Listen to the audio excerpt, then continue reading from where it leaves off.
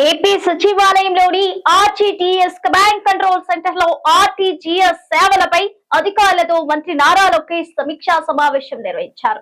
ఈ సమావేశంలో సులభంగా రేషన్ కార్డులో పేర్లను చేర్చడం, తొలగించడం, కార్డులను విభజించడం వంటి సేవలు మెరుగుపరచాలని అధికారులకు ఆదేశించారు.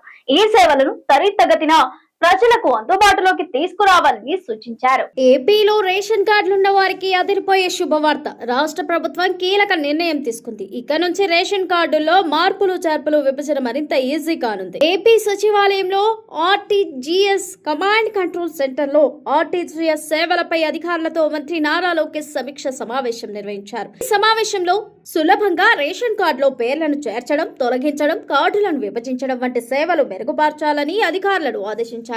ఈ సేవలను త్వరితగతిన ప్రజలకు అందుబాటులోకి తీసుకురావాలని సూచించారు. రాష్ట్ర ప్రభుత్వం అందించే ధృవపత్రాల జారీ ప్రక్రియను కూడా వేగవంతం చేయాలని లోకేష్ పేర్కొన్నారు. ఆదాయ కుల ధృవపత్రాల జారీలో ఉన్న అడ్డంకులను వెంటనే తొలగించి ప్రజలకు త్వరగా అందేలా చర్యలు తీసుకోవాలని ఆదేశించారు.